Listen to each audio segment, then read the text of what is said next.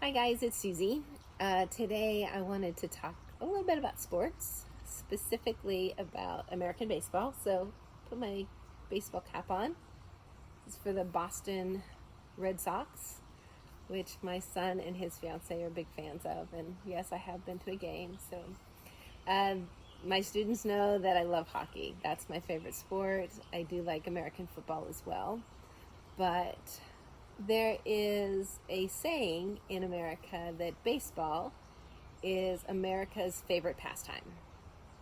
Now, sports fans would probably argue, especially if baseball isn't their favorite sport. People in America are crazy for sports. They love whatever they love. And they'll tell you that their sport or their favorite sport is the best. And that's understandable. Football, American football, as I'll refer to it, American football is the probably the most watched and the favorite sport of all Americans. But there's something special about baseball. And so the reasons behind why even today baseball is known as America's favorite pastime. One of the reasons is it was the first professional sport in America. As people emigrated from the UK, or what is now the UK, they brought a couple of games with them, cricket and a game called rounders. Americans took that, put them together, made some rules, and by the mid-1800s, they had the game of baseball. So that means that baseball is more than 170 years old, and that makes it at least 100 years older than basketball and football. It's been around a long time, and many people have a nostalgia, which is like a looking back, a good memory feeling about baseball. So there's something special and magical about baseball. We still have some of the old stadiums, and there is a feel to that makes you kind of want to go back. There's something that's special about baseball, and I'll get to why in a minute, but there's no time limit. Unlike other sports, there's no clock. Baseball goes until it's done, until somebody wins. So for most games, that could be 2 to 3 hours. And the longest baseball game is like 8 hours long, which I think would be a long time to sit and watch and probably hard to play. And I hope it would be exciting, at least at the end. I think it wouldn't be. I think by the end, everybody would just want to get it done with. But so there's no stopping point. There's no knowing when you're going to leave or when it's going to be done, and that element of uncertainty makes baseball very unique. Now, remember I told you it's 170 years old. So until the 1990s, which some of you guys were born about then, it was played only during the day. They never played it at night. They didn't use lights. I can remember the first time the baseball stadium started playing night games. This is a big deal. But so you have this element of a daytime game. It's played in the summer. Opening game is usually at the end of March, beginning of April, as they call it, opening day. And it lasts until the end of summer, and then even into October is when the playoffs are. So it has a very long season. And so you have this combination of just a relaxed, don't know when this game's going to be over. You have the summertime, and then before you used to have this daytime event. So when you think about to like the 1900s, early 1900s, not late, it was a slower time. People didn't have places to go, things to do. So on a weekend, to go to the ballpark during the day, and people would dress up, or not dress up fancy, but they would look nice. They would take a picnic lunch. They would go to the ballpark. The game itself is easy to understand. You can follow how it goes. And it was a nice, relaxing day. It was a good way to pass the time. I think that's one of the reasons it's still a good pastime. So this was a social event. Remember, there's no other sports going on, and back then, even when you think about like 60, 70 years ago, people weren't going to the movies every weekend. Their kids, children, weren't doing weekend sports or activities. So this was a social thing as well. And there is still, when people look back and think about baseball of the years past, there's a very happy sentiment to it, a very relaxing sentiment. And it was just a good time to hang out at the ballpark. And they still, a lot of baseball teams kind of try to sell that as marketing, is just come and have a good time, have a hot dog. There's nothing fancy about it. Just relax and enjoy your day. So it's kind of where this feeling about baseball comes. Now, the other reason that baseball kind of has a special place in the heart of Americans is until about the 1990s as well, it was the only sport that the youth played as they were young.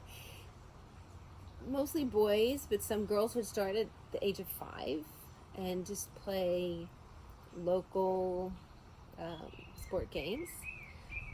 About the 1990s, youth soccer started to become very popular. I know y'all call it football, but I'm going to call it soccer. So when soccer came on, some of the youth baseball stopped, but it was the only sport that youth played in America before that. And so children grew up and they have these good memories of summertime and ballpark and baseball diamond and hanging out with their friends, and there's just a good feeling. Anything that reminds you of a happy childhood, kind of you feel special about. The game of baseball, recreationally meaning not professional, anybody can play it. The skill set, if you can hit a ball and run not that far, if you can catch a ball, it's not that hard to play. And so the other reason it's very popular in America is that at a company picnic or a church gathering, a family reunion, people will just play the game. They'll bring a couple of gloves for catching. All you need is 1 or 2 bats, anything to mark the bases, and a ball. And so it has this feeling of anybody can do it, amateur wise. Obviously we can't quite play the way the pros do, but even I can hit a ball sometimes. So it has this feeling of social engagement that makes people feel good about baseball. The other special thing about baseball is, I said the season goes from April all the way through the summer. So there are like 160 plus games in a season. It's easy to go to a live sporting event. Basketball and hockey have about half the number of games.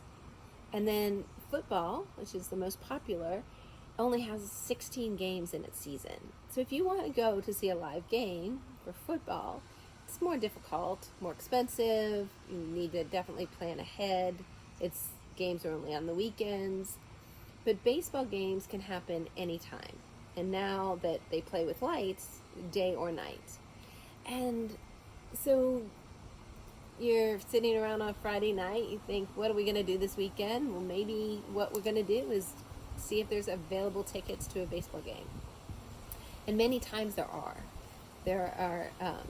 It's easy to go to. So for people who enjoy watching a sport live and not on television, baseball is a good opportunity to be able to do that. And then the weekday games are a little bit less expensive. So as far as availability of sport, they have the biggest pool of games. And then you go from the professionals, they have what we call farm teams. So they're semi-professional teams that are work with the professional teams. You've got high school and college baseball. You still have youth programs. So on a summer day, if you can't find a baseball game, I don't know where you live in America, because should always be something.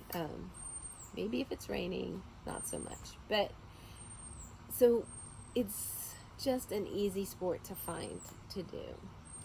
And one of the other, I keep telling you all these little special things, and this is when you put all the special little intricacies of baseball together, it's why we as Americans love it, even if it's not our favorite. But at 170 years plus, there is an incredible history behind baseball. We have these great legendary players. Baseball in America was one of the first places that didn't count for race. So African American players were introduced into baseball, or were hired to play baseball before that was a common thing. And even now, if you look at the lineup, it's quite diverse as far as the cultures that play it and that are hired by American teams. So it was a kind of its own melting pot. And so you have these, like I said, fabulous, famous players. And wonderful old ballparks. There's still a few around. And they have traditions, like crazy traditions. And beyond that, there's like long-time rivalries. Rivalry is like a competition between maybe two teams. Every time they play, they play a little harder maybe. So these competitions have been going on not forever, but for a really long time. And that just lends to some of the color of the dimension of baseball as far as a sport. It makes it more interesting. So for me, watching somebody hit and run to a base and run to another base is not always as exciting. My husband played baseball, so he understands some of the nuances of the game, but I do like to go and know that, the red chair out in the outfield is the longest home run at a certain park, or that at a different park, the wall's covered with ivy. Here in Houston, if there's a home run, which is a good thing, that we have a train that goes around like the top of the stadium. So there's some fun other aspects to baseball that make it family friendly, kid friendly, and there's some curses. They have legends and curses. Well, maybe I'll talk about that one time. Just things that as to why baseball teams, if they don't win year after year, they'll tell you they're cursed, and they'll tell you why they're cursed. So, anyway, football in America may be the most popular sport, but if it's a beautiful summer day and you want to pass the time and just have a relaxed day, then there's nothing better than a baseball game to pass the time. Eat a hot dog, cheer on the team, and relax. So that's my talk on baseball. I think that's why they say that America's favorite pastime is baseball. Might not be its favorite sport, its favorite pastime. So anyway, as always, it's always good to chat with you. If you have any questions, leave them in the comment section below. Just make a comment to me. As always, you can contact me through WhatsApp and my email. If you've lost it, don't have it, Victoria has it. You can reach out to her. I hope that y'all are doing well with your home tasks. I'm glad we're back and doing that. If you have specific questions on something you'd like me to do a video on as it relates to your home tasks, or something else that you've come across as you're working on your English, send me a message. And we don't have to do a face-to-face. We can, but I can add that into one of the YouTube videos if you wish. And always, you're welcome to reach out. I'm happy to talk to you once or twice a week by WhatsApp video. There's a couple in the class that I talk to, so if you wish to practice your English, that's a great way.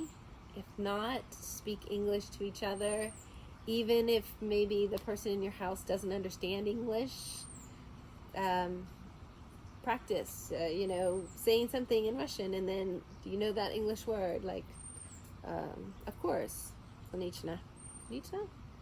Oh, I need to work on my Russian. But you can repeat things that you say in Russian in English, and even if it's just practicing for yourself. So keep practicing, keep speaking, keep working your home tasks, and I will see you guys soon. Bye.